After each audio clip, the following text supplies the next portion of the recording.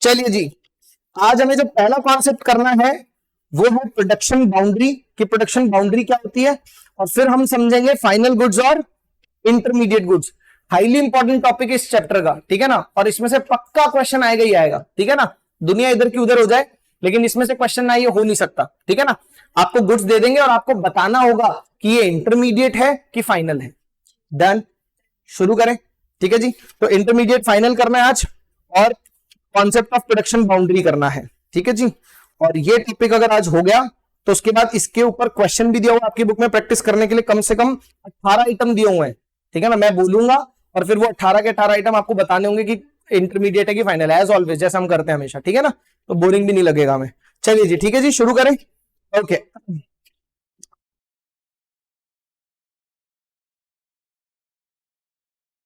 ये वाली बुक इधर रख।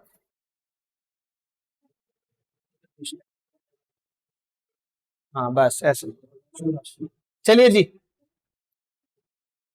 आराम से। चलो जी, शुरू करते हैं।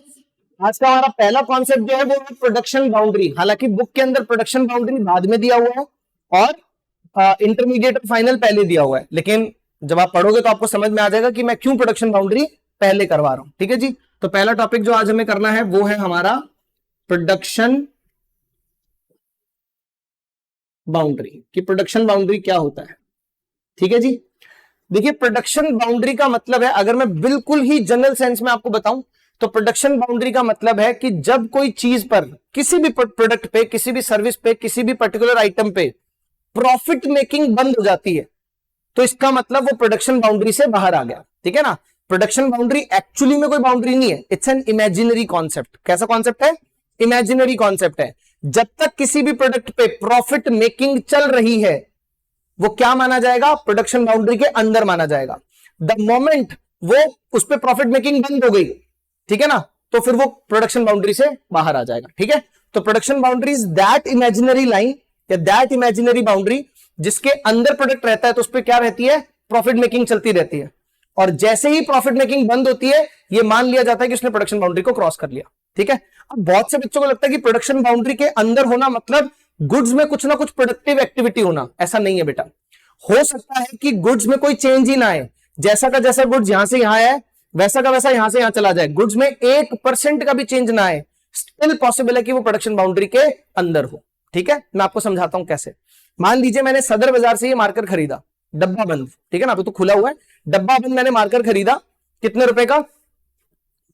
20 रुपए का, ठीक है जी। कितने रुपए का?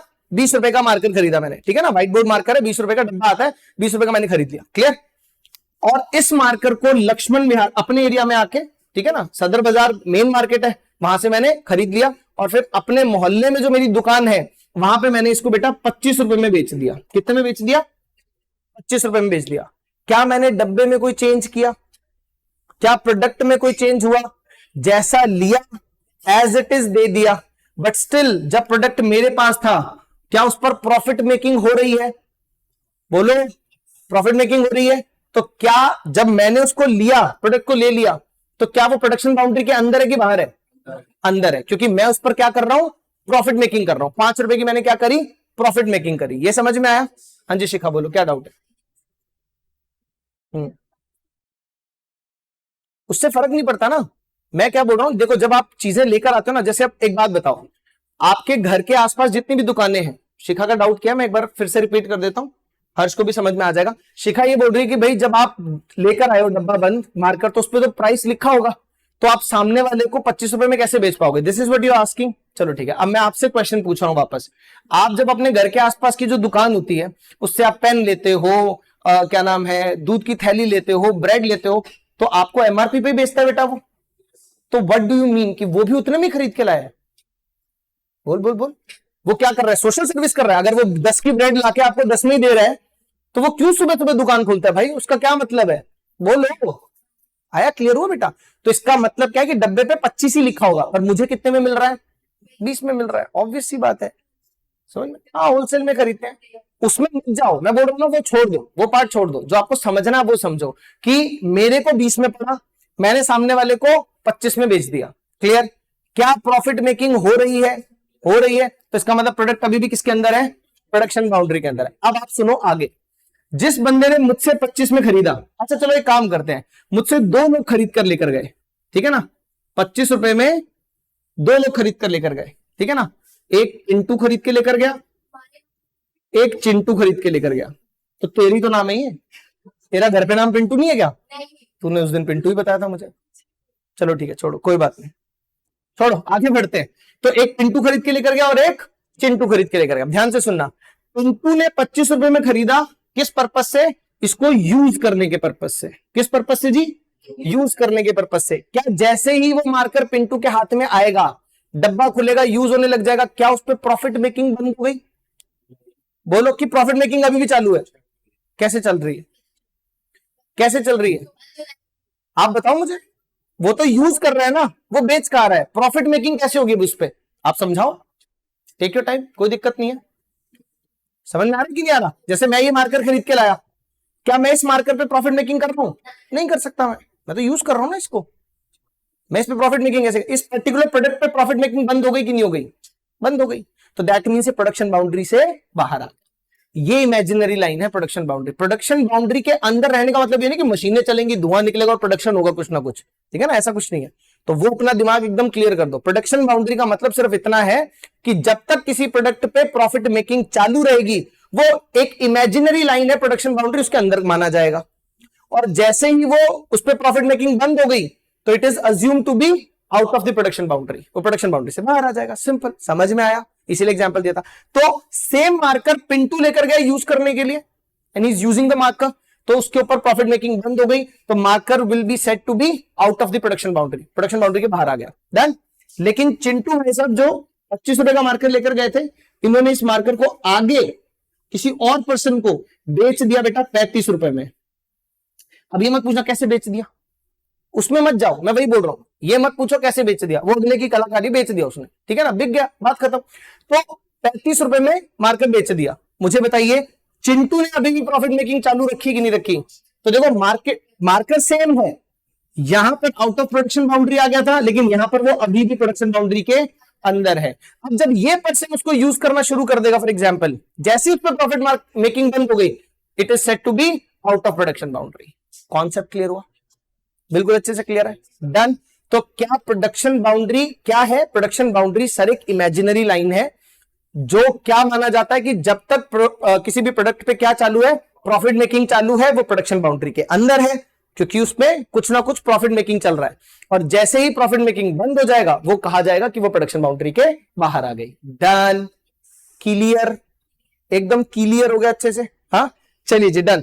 फटाफट रीड कर ले प्रोडक्शन बाउंड्री, मैंने कॉन्सेप्ट समझा दिया है। अब जब आप रीड करोगे तो मुझे लगता है आपको कोई दिक्कत आएगी, कोई तकलीफ होगी, ठीक है जी, शुरू करें, रीड कर ले। चलिए जी, कॉन्सेप्ट, प्रोडक्शन बाउंड्री के कॉन्सेप्ट पे आ जाते हैं, पेज नंबर 2.6।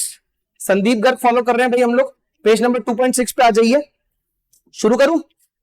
चलिए जी, production boundary, the concept of production boundary is very significant to understand the difference between intermediate and final goods. देखो खुद ही बता रहे हैं कि अगर आपको इंटरमीडिएट और फाइनल गुड्स के बीच का डिफरेंस जानना है ना, तो उसके लिए प्रोडक्शन बाउंड्री का कॉन्सेप्ट बहुत जरूरी है, लेकिन दे बाद में रखा है बुक के अंदर, ठीक है ना। पहले इंटरमीडिएट और फाइनल दे रखा है, बाद में प्रोडक्शन बाउंड्री का कॉन्सेप्ट दे रहा है, और खुद ही बता रहे हैं कि इंटरमीडिएट और फाइनल को अगर समझना है तो क्या जरूरी है? प्रोडक्शन बाउंड्री का कॉन्सेप्ट जरूरी है। इसलिए अपन प्रोडक्शन बाउंड्री पहले पढ़ रहे हैं, बाद में क्या समझेंगे? इंटरमीडिएट और फाइनल। चले आगे, चलो जी।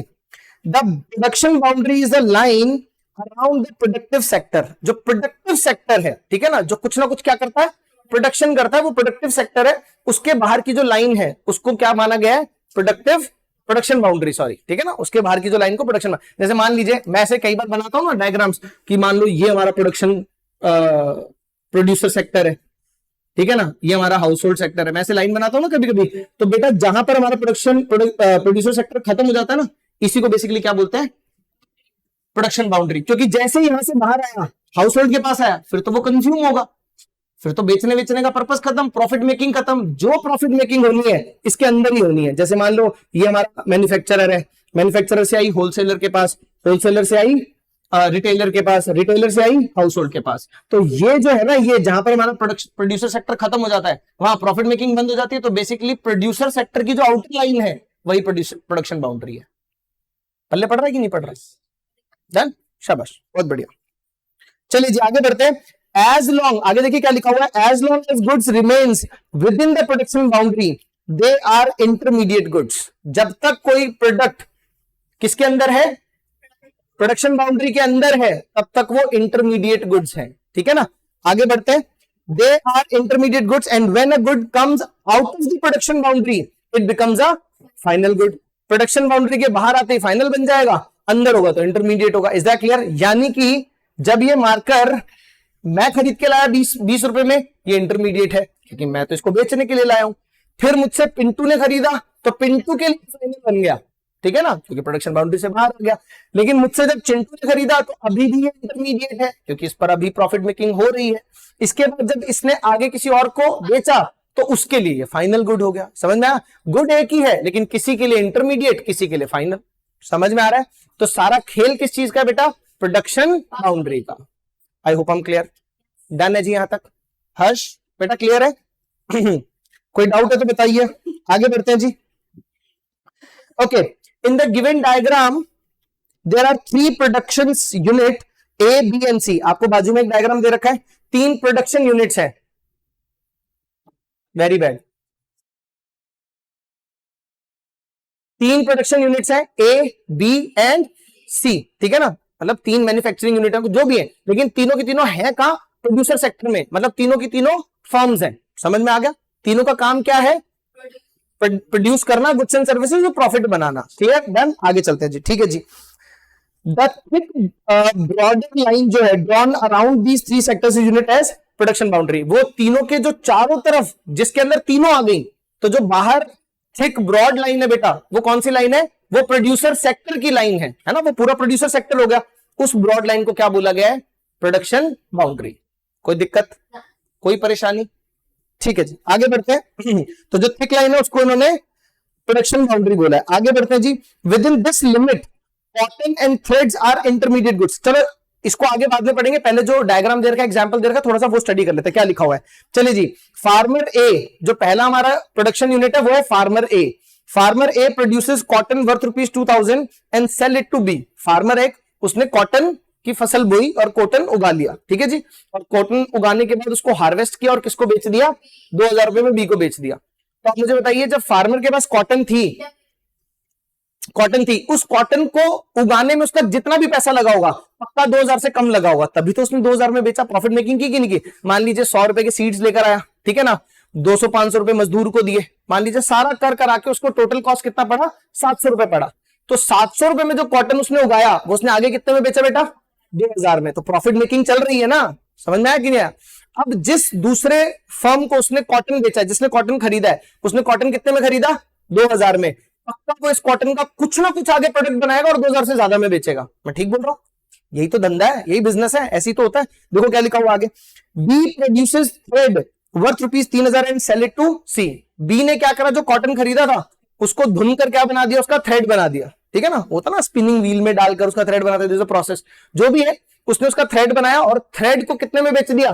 3000 में। तो 2000 का माल उसको थ्रेड बनाया और आगे 3000 में बेच दिया। क्लियर? समझ में आया कि नहीं? तो क्या उसने प्रॉफिट मेकिंग की? यस। आगे बढ़ते हैं। अब जो सी है उसने थ्रेड खरीदा, produces cloth worth ₹4500 and sell it to a consumer, ठीक है ना। सी ने क्या करा? थ्रेड से बनाया क्लॉथ, ठीक है ना, उसके बाद क्लॉथ उसने आगे बेच दिया किसी फाइनल कंज्यूमर को। अब देखो यहां पर हम कहानी थोड़ी सी चेंज करते हैं। डिपेंड करता है कि अगर मान लीजिए मैंने उससे क्लॉथ खरीदा और मैं भी इस क्लॉथ से क्या कर रहा हूं? कपड़े खरीदा, मैंने थान खरीदा कपड़े का, मैं इससे कोई ड्रेस या कोई चीज बना के फिर आगे बेचूंगा, तो फिर इसका मतलब अभी भी वो किस में रहेगा? इंटरमीडिएट प्रोडक्शन बाउंड्री के अंदर रहेगा। समझ में? लेकिन अगर हमने कपड़ा खरीदा सीधा ही किस लिए? कि अपने खुद के लिए शर्ट बनवानी है हमें, ठीक है ना, तो हम लोग तो फाइनल कंज्यूमर हो गए। हमने कपड़ा खरीदा है कंज्यूम करने के पर्पज से। समझ में? प्रॉफिट मेकिंग बंद हो गई, प्रोडक्शन बाउंड्री से बाहर आ गया, फाइनल गुड बन गया। समझ में आया? आई होप हम क्लियर। अच्छे से डन है जी? बिल्कुल। हाँ ठीक है जी, बहुत बढ़िया। बढ़ते हैं जी। डायग्राम समझ लिया पूरा? अब अपन आगे बढ़ते हैं क्योंकि वो डायग्राम के बारे में बात कर रहा है। देखिए, within this limit cotton and threads are intermediate goods. जब तक कॉटन है, कॉटन से थ्रेड है, ये सब क्या है? इंटरमीडिएट गुड्स है। लेकिन जैसे ही क्लॉथ बना और फाइनल कंज्यूमर ने क्लॉथ खरीद लिया तो वो क्या बन गया बेटा? फाइनल गुड बन गया। क्लॉथ हमारा क्या बन गया बेटा? फाइनल गुड बन गया। देखिए यहां पर क्या लिखा हुआ है? Cloth is a final good as it lies outside the purview of production boundary, क्योंकि वो प्रोडक्शन बाउंड्री से बाहर निकल गया है। डन, समझ में आया? Is it difficult? क्लियर? अच्छे से सबको क्लियर है? बहुत बढ़िया, आगे चलते हैं। How to classify goods as intermediate goods and final goods, कि अब कैसे क्लासिफाई करेंगे हम कौन सा गुड इंटरमीडिएट है कौन सा गुड फाइनल है। तो ट्रस्ट में बेटा 90% कॉन्सेप्ट तो आपका डन है ऑलरेडी, ठीक है ना, आपने अच्छे से समझ ही लिया है, क्योंकि अगर प्रोडक्शन बाउंड्री अच्छे से समझ में आ जाता है तो इंटरमीडिएट और फाइनल को पहचानना थोड़ा मतलब बहुत ज्यादा आसान हो जाता है। बट स्टिल एक बार देख लेते हैं क्या बता रहे हैं। चलो जी, The distinction between intermediate goods and final goods is made on the basis of the use of product and not on the basis of product itself. कुर्सी किसी के लिए इंटरमीडिएट हो सकती है, किसी के लिए फाइनल हो सकती है। ये मार्कर किसी के लिए इंटरमीडिएट हो सकता है, किसी के लिए फाइनल हो सकता है। और इसका तो मैंने आपको एग्जांपल दिखा भी दिया है कि कोई प्रोडक्ट किसी के लिए फाइनल है और वही सेम प्रोडक्ट किसी दूसरे के लिए क्या है, इंटरमीडिएट है। तो बेटा ये कभी भी प्रोडक्ट पे डिपेंड नहीं करता कि वो इंटरमीडिएट होगा कि फाइनल होगा। It always depends on it's use, कि कौन जिसके हाथ में है वो उसको कैसे यूज कर रहा है। अगर कोई प्रोडक्ट मेरे हाथ में है और मैं उस पर प्रॉफिट मेकिंग कर रहा हूं, क्लियर, तो वो इंटरमीडिएट है। लेकिन कोई प्रोडक्ट आपके हाथ में, वही सेम प्रोडक्ट आपके हाथ में, लेकिन आप उसको कंज्यूम कर रहे हो, ठीक है ना, आप प्रॉफिट मेकिंग नहीं कर रहे हो, तो प्रोडक्शन बाउंड्री से बाहर है, वो फाइनल है। समझ में आया? तो आप मुझे बताइए, ये प्रोडक्ट पे डिपेंड करता है इंटरमीडिएट फाइनल, कि उसके यूज पर डिपेंड करता है? उसके यूज पर डिपेंड करता है। क्लियर? एक ही प्रोडक्ट किसी के लिए इंटरमीडिएट और किसी के लिए फाइनल हो सकता है। डन? बिल्कुल जी, पूछिए डाउट।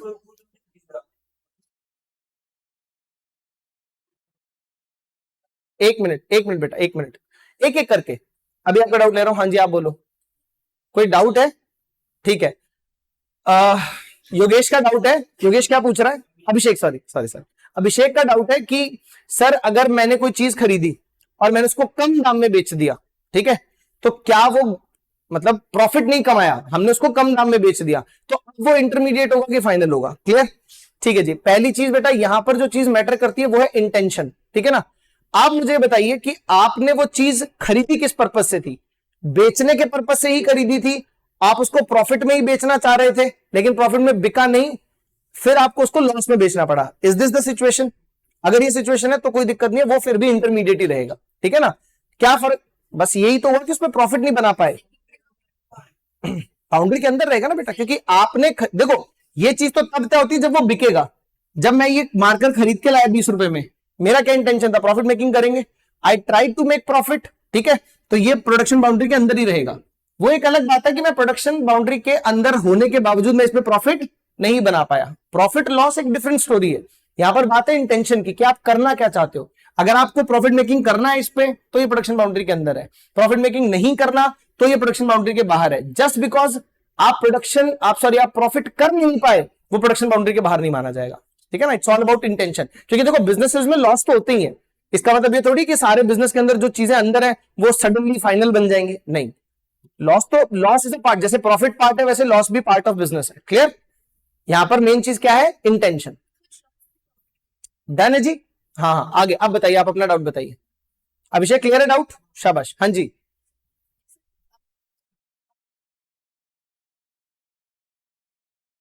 बिल्कुल, अगेन वही चीज है, इंटेंशन। अगर आपने कपड़ा खरीदा किस पर्पज से? कि मुझे पहनना है, ठीक है ना, तो फिर वो बाहर आ गया। क्योंकि अगर आपने बेचने के पर्पज से खरीदा होता तो आप उसको एक भी दिन नहीं पहनते, क्योंकि ये चीज आपको भी पता है कि जिस दाम पे आप कपड़े खरीद रहे हो, आपके यूज करने के बाद, पहनने के बाद उस पर प्रॉफिट मेकिंग पॉसिबल है कि नहीं है? प्रैक्टिकली अगर सोचे, नहीं है ना, क्योंकि यूज चीज तो हमेशा, अब यार ये मार्केट में नया 25 का मिलता है, मैं आपको बोलूं कि मैंने क्या 2 ही महीने यूज करा, ले मेरे से 30 में ले ले, कौन लेगा मुझसे 30 में? आप समझ रहे हो मैं क्या कह रहा हूं? तो अगर हम प्रैक्टिकली सोचें, नॉर्मल बात करें, तो कोई भी चीज खरीद कर यूज कर देना स्टार्ट, अगर आपने उसको यूज करना स्टार्ट कर दिया है, तो इट क्लियरली शोज कि आप उस पर प्रॉफिट मेकिंग नहीं करना चाहते हो। समझ में आया? तो प्रोडक्शन बाउंड्री से बाहर आ गया, फाइनल गुड है। अब मैं आपको एग्जांपल देता हूं, सुनिए, जो आपके मन में चल रहा है वो इससे क्लियर हो जाएगा। मान लीजिए मैंने एक स्कूटर खरीदा, ठीक है, मैंने स्कूटर 2, 4, 5 साल चला भी लिया, ठीक है ना। मैं एक हाइपोथेटिकल सिचुएशन ले रहा हूं जो रियलिटी में बहुत कम पॉसिबल है, बट फिर भी आप सुन लो, कोई दिक्कत नहीं है। मैंने एक स्कूटर लिया बेटा, कितने रुपए का? मान लीजिए मैंने स्कूटर लिया 70,000 का, ठीक है। मैंने उसको 2-4 साल चला भी लिया, स्कूटर मस्त चल रहा है, बढ़िया। अब मैंने उसको बेच रहा हूं किसी को, सामने से कोई ऐसा मूर्ख मिल गया जो इसको 1 लाख रुपए में खरीद रहा है। मान लीजिए हाइपोथेटिकल सिचुएशन है कि कोई मूर्ख है और वो 70,000 का, जो मैंने 3 साल पहले 70,000 का नया स्कूटर खरीदा था, वो मुझसे 1 लाख में खरीदने को तैयार है। Is that clear? अभी भी बेटा वो क्या रहेगा, फाइनल ही रहेगा। जस्ट बिकॉज कि आपको रीसेलिंग पे प्रॉफिट होने लग गया डजंट मीन कि वो इंटरमीडिएट बन गया। समझ में आ रहा है कि मैं नहीं आ रहा, मैं क्या बोल रहा हूं? हाँ, आपका इंटेंशन कि खरीदते समय आपका इंटेंशन क्या है और बेचते समय आपका इंटेंशन क्या है। Is that clear? Done.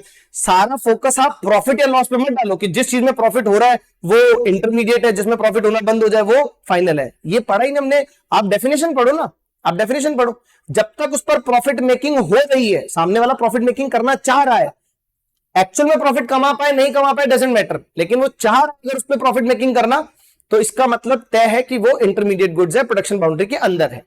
But the moment किसी ऐसे पर्सन के हाथ में आएगा जो उस पर प्रॉफिट मेकिंग नहीं करना चाह रहा, अब चाहे फ्यूचर में चल के प्रॉफिट मेकिंग हो भी जाए, still it is a final good. I hope I am clear. वो आपको क्वेश्चन में दिया होगा बेटा, वो आपको क्वेश्चन में मिलेगा, डोंट वरी, ठीक है ना। हालांकि इतने वाहियात क्वेश्चन तो आएंगे ही नहीं, बट स्टिल वो आपके डाउट्स थे, इसलिए मैंने इस तरह की सिचुएशन बना दी। एक्चुअली में ऐसा होता नहीं है। डन है? क्लियर है जी सबको? अब तसल्ली है? चले आगे बढ़े? हाँ चलिए जी आगे बढ़ते हैं। चलिए जी आगे बढ़े। Okay, how to classify goods as intermediate goods and final goods. The distinction between intermediate goods and final goods is made on the basis of use of product and not on the basis of product itself. A commodity can be intermediate as well as a final depending upon its nature of use. A same commodity can be intermediate good for a person as well as final good for another person. It depends on its end use, कि उसका end use कैसा हो रहा है। Done? Clear? चलिए जी आगे बढ़ते हैं। फॉर एग्जाम्पल दे रखा है, देखिए जी, sugar is an intermediate good when it is used by sweet shop for making sweets. मिठाई बनाने वाले ने शुगर खरीदी, ठीक है ना, उसका इंटेंशन क्या है बेटा, कि शुगर को स्वीट्स में डालूंगा, मिठाई बनाऊंगा और बेचूंगा, ठीक है ना। तो आप मुझे बताइए, फॉर्म चेंज होगा लेकिन शुगर भी तो बिक ही रही है। आप मुझे बताइए, शुगर को अपने लिए कंज्यूम कर रहा है कि शुगर का भी फॉर्म चेंज होकर मिठाई के रूप में शुगर आगे ट्रांसफर हो रही है? ट्रांसफर हो रही है ना, शुगर रुक थोड़ी रही है उसके पास। क्लियर? हाँ, वो एक अलग बात है कि जब लाया था तो शुगर की फॉर्म में थी, बाद में मिठाई में डल के वो घुल गई और मीठा मिठाई के अंदर चला गया, लेकिन शुगर ही तो आगे ट्रांसफर हुई है कि नहीं हुई है? आप मुझे बताओ, मैं ठीक बोल रहा हूं? क्लियर? तो क्या उसने, मैं ये बोल सकता हूं कि अलग अलग वो 5 आइटम लाया, लेकिन उसको मिक्स करके उसने एक आइटम बना दिया और वो मिठाई उसने बेच दी, तो क्या मैं ये भी तो कह सकता हूं कि उसने वो 5 आइटम बेच दिए? वो 5 आइटम लाया, उनको मिलाया और आगे बेच दिए। तो जो 5 आइटम्स वो लाया था, उन सारे के सारे आइटम को उसने आगे बेचा कि नहीं बेचा? प्रॉफिट मेकिंग करी कि नहीं करी? तो बेटा कौन सा गुड हो गया? इंटरमीडिएट। तो अगर एक स्वीट शॉप वाला शुगर यूज कर रहा है फॉर मेकिंग स्वीट्स, तो उसके लिए कौन सा गुड है? इंटरमीडिएट गुड है। Is that clear? लेकिन यही चीनी आप अपने घर में यूज करते हो, घर में यूज करते हो ना, दूध में, चाय में, सब जगह डाल के अपन पीते हैं। तो जब हम चीनी लेकर आते हैं तो क्या हम उसमें प्रॉफिट मेकिंग करते हैं, हम उसको कंज्यूम कर लेते हैं? तो वही चीनी हम यूज कर रहे हैं घर में तो फाइनल, और वही चीनी शॉप वाला यूज कर रहा है, स्वीट मेकिंग वाला यूज कर रहा है, तो उसके लिए क्या है? इंटरमीडिएट। पल्ले पड़ा कि नहीं पड़ा? पड़ गया। चले आगे, बहुत बढ़िया। However, if it is used by the consumer, then it becomes a final good. Similarly, milk is an intermediate good when it is used in a dairy shop for resale. Dairy shop के अंदर दूध लेकर आए, use करने के लिए नहीं, बेचने के लिए, तो कौन सा गुड है? इंटरमीडिएट। सही बोल रहा हूं? और यही दूध आप अपने घर लेकर गए, बेचने के लिए नहीं, पीने के लिए, तो कौन सा गुड है? Final good. समझ में आ रहा है? पक्का क्लियर है? बहुत ही बढ़िया जी। चलिए लास्ट वही येलो बॉक्स दिया हुआ, मैं फटाफट पढ़ रहा हूं, फिर आगे बढ़ते हैं। So it must be noted that distinction is made on the basis of end use. ठीक है ना, आपको समझना क्या है कि जो डिस्टिंक्शन होगा इंटरमीडिएट और फाइनल का, वो बेसिस किस पे बेस करता है? एंड यूज पर बेस करता है, नॉट द प्रोडक्ट। प्रोडक्ट को देखकर कभी अनुमान नहीं लगाना कि भाई ये तो रॉ मटेरियल है, ये तो इंटरमीडिएट होगा। नहीं भाई, अगर कोई आदमी रॉ मटेरियल को भी कंजम्पशन पर्पस के लिए यूज कर रहा है, कंज्यूम कर रहा है, और प्रॉफिट मेकिंग नहीं कर रहा है, प्रोडक्शन बाउंड्री से बाहर है, तो रॉ मटेरियल भी उसके लिए क्या हो सकता है? फाइनल गुड हो सकता है। Is that clear? डन। आगे बढ़ते हैं जी। If the end use of a good is consumption और investment, then it is final good. However, if the good is used for resale or further production in the same year, then it is an intermediate good. Is that clear? Done है जी? पक्का? Okay. अब जो next topic है, मतलब जो इसी का continue topic है, वो भी बड़ा अच्छा है। सुनिए क्या लिखा हुआ है, देखिए। National income includes only final good. जो नेशनल इनकम की जब हम काउंटिंग करेंगे, हम केवल फाइनल गुड्स को लेंगे, इंटरमीडिएट गुड्स को नहीं लेंगे। और इसके पीछे भी लॉजिक सेम है, क्योंकि सास भी कभी बहू थी। है ना, जो अपन ने लास्ट क्लास में समझा था, क्योंकि हर इंटरमीडिएट गुड, नहीं बेटा, हर इंटरमीडिएट गुड आज नहीं तो कल क्या बन जाएगा, फाइनल। तो जब आप फाइनल की काउंटिंग करते हैं ना, तो उसके नीचे अंदर वाले सारे इंटरमीडिएट की काउंटिंग हो जाती है, क्योंकि सब उसमें इंक्लूडेड ही तो है। मैं आपको समझाता हूं कैसे, सुनिए, अभी समझ में आ जाएगा, डोंट वरी। इसीलिए अगर यहां पर भी आपने इंटरमीडिएट गुड को भी काउंट किया तो बेटा problem of double counting, double counting हो जाएगी। मैं आपको एक करके दिखा देता हूं, आपको अच्छे से समझ में आ जाएगा। चलिए जी, देखिए यहां पर फटाफट, मान लीजिए मैंने 5 आइटम खरीदे, A B C D E. ये मैंने खरीदा 10 रुपए का, ये मैंने खरीदा 4 रुपए का, ये मैंने खरीदा 7 रुपए का, ये मैंने खरीदा 6 रुपए का, और ये मैंने खरीदा 3 रुपए का। ठीक है जी, ये मैंने 5 इंग्रेडिएंट्स खरीदे। ठीक है, आ रहा है समझ में कि नहीं आ रहा? ठीक है, और इन पांचों को मैंने क्या करा, मिक्स कर दिया। मिक्स करके मैंने एक मस्त सा प्रोडक्ट बनाया। ठीक है ना, यही वो मस्त सा प्रोडक्ट है। ठीक है जी, ये, और इसको मैंने बेच दिया। लो यार थोड़ा और मस्त कर देते हैं, तो चेरी वेरी भी लगा दी। ठीक है ना, अरे मेरी मर्जी में कुछ भी बनाऊं। ठीक है जी, ये मेरा प्रोडक्ट है और इसको मैंने बेच दिया बेटा कितने रुपए में, यहां देखो खर्चा कितना लगा मेरा, 30 रुपए खर्चा लगा मेरा, टोटल खर्चा लगा जी 30 रुपए। 30 रुपए सामान, अब 30 का सामान लाके 30 में थोड़ी बेच दूंगा, हाँ घर क्या लेके जाऊंगा। मान लो 10 रुपए, चलो यार ज्यादा कमा लेते हैं बस, मान लो मेरे को 20 रुपए कमाने भी है, मैंने कितने में बेच दिया बेटा, 50 में। अब सुनना ध्यान से, अगर ये फाइनल गुड है, फॉर एग्जाम्पल क्या है, अगर ये फाइनल गुड है, मतलब जिसने भी खरीदा है उसने लिया और खा लिया सीधा। ठीक है ना, ये खाने का सामान है, क्लियर, घबराने की जरूरत नहीं है। ठीक है ना, ये खाने का सामान है, ये सामने वाले ने लिया और खा लिया, तो उसने मेरे को कितने रुपए दिए, 50 रुपए मैंने इसको बेचा, तो फाइनल गुड कितने का हो गया, 50 का। अब मुझे बताओ, हम इस 50 को भी काउंट कर लें और इनको भी अलग अलग काउंट कर ले जो मैं खरीद के लाया था, तो बेटा ये सारा इसमें ऑलरेडी इंक्लूडेड है कि नहीं है। तो अगर हमने ये दोनों काउंट करा तो ऐसा लगेगा जैसे 80 की काउंटिंग हो जाएगी, 50 ये और 30 ये, जबकि ये 30 ऑलरेडी इस 50 में है। तो 30 की क्या हो जाएगी बेटा, इसकी क्या हो जाएगी, डबल काउंटिंग। हर इंटरमीडिएट गुड से ही मिलकर फाइनल गुड बनता है। तो जब आपने अल्टीमेट फाइनल गुड की काउंटिंग कर ली तो सारे इंटरमीडिएट उसमें ऑटोमेटिकली काउंट हो गए। समझ में आया कि नहीं आया? तो there is no need to calculate intermediate goods separately. आपको इंटरमीडिएट गुड्स को सेपरेटली नेशनल इनकम में इंक्लूड करने की आवश्यकता नहीं है, क्योंकि फाइनल गुड में सारे इंटरमीडिएट का सार आ गया है, सब कुछ आ गया उसके अंदर। ठीक है ना, तो जब आपने सारे फाइनल काउंट कर लिए तो इंटरमीडिएट को काउंट करने की जरूरत नहीं, इंटरमीडिएट ऑलरेडी उसके अंदर ही आ गए, डन। तो इसलिए नेशनल इनकम में सिर्फ और सिर्फ फाइनल गुड्स को इंक्लूड करते हैं, इंटरमीडिएट गुड्स को इंक्लूड नहीं करते हैं। डन, क्लियर है जी सबको, पक्का? तो this topic is now over, ये टॉपिक हो गया हमारा, निपट गया। ठीक है, हाँ जी, नेक्स्ट अरे रुक जा भाई, अभी इंटरमीडिएट और फाइनल तो बचा हुआ है ना। ठीक है ना, इंटरमीडिएट और फाइनल तो पूरा बचा हुआ है। अभी तो हमने प्रोडक्शन बाउंड्री और उसका यूसेज सीखा, ये सब क्लियर हो गया है। Done, okay. ये नेशनल इनकम में क्यों इंक्लूड करते हैं मैं पढ़ देता हूं, ठीक है ना, अपनी तसल्ली के लिए। हालांकि बोला मैंने घर जाके तुम्हें भी पढ़ना है, बट स्टिल सुन लो। Only final goods are included in national income, the intermediate goods are not included in national income as they are already included in the final good. यही तो मैं बता रहा था। हाँ, डन है, आगे चलो। If there value is added again it will lead to double counting, दो बार काउंटिंग हो जाएगी। For example, out of wheat and flour, only flour, जैसे व्हीट होती है, गेहूं हो गया, गेहूं को पीस के ही क्या बनता है, आटा। जब अगर फाइनल गुड आटा है तो आपने आटे की प्राइस की काउंटिंग कर ली, जो व्हीट लेकर आएगा, मान लो जो आपको आटा बेच रहा है वो व्हीट लाएगा 20 रुपए में, फिर उसको पीसेगा और आपको 26 रुपए में बेचेगा। सही बोल रहा हूं, 1 किलो व्हीट लाया 20 में, उसको पीस कर आपको चिपकाई 26 में। ठीक है ना, 3 रुपए मान लो उसका खर्चा, 3 रुपए उसका प्रॉफिट। समझ में आया? तो इस 26 रुपए में 20 रुपए व्हीट का है, 3 रुपए उसका खर्चा है, 3 रुपए उसका प्रॉफिट है। तो इस 26 में व्हीट का कॉस्ट इंक्लूडेड है कि नहीं है? तो क्या व्हीट को अलग से काउंट करेंगे, सिर्फ फ्लोर ले लें, सिर्फ जो आटा है वो ले लें?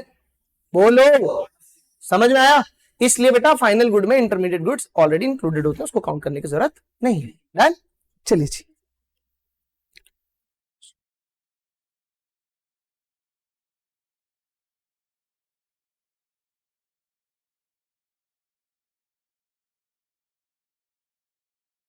लास्ट में एक नीले रंग से ना इन्होंने एक लाइन लिखी है, बड़ी इंपॉर्टेंट सी लाइन लिखी है, ऐसा कुछ इंपॉर्टेंट नहीं, पढ़ोगे तुम्हें समझ में आ जाएगी। देखो डबल काउंटिंग अगर होगी तो हमारी जीडीपी ओवर एस्टिमेट होगी कि अंडर एस्टिमेट होगी? ऑब्वियस सी बात है सर, ओवर एस्टिमेट होगी। 50 की कितनी एस्टिमेट कर लेंगे? 80। अगर इन दोनों को जोड़ा तो 50 एस्टिमेट सही था, कर कितनी लेंगे? 80। तो जाहिर सी बात है कि अगर हम डबल काउंटिंग करेंगे तो it will lead to over estimating of GDP, हम जीडीपी को ज्यादा काउंट कर लेंगे, है ना, ज्यादा कैलकुलेट कर लेंगे। तो वही नीले रंग में लिखा हुआ देखो, the distinction between final and intermediate good is required to estimate correct value of gross domestic product. अगर आप चाहते हैं जीडीपी की सही वैल्यू निकालना तो भैया आपको इंटरमीडिएट और फाइनल का डिस्टिंक्शन क्लियर कट पता होना चाहिए, क्योंकि अगर आपको इंटरमीडिएट और फाइनल का डिस्टिंक्शन नहीं पता और आपने भूले भटके में अनजाने में दोनों जोड़ लिए तो देखो क्या होगा। In the absence of this distinction GDP may be estimated and may lead to problem of double counting. समझ में आ गया? क्लियर? लो जी, जो पढ़ाना था वो भी हमने क्लियर कर लिया सारा। चलिए जी,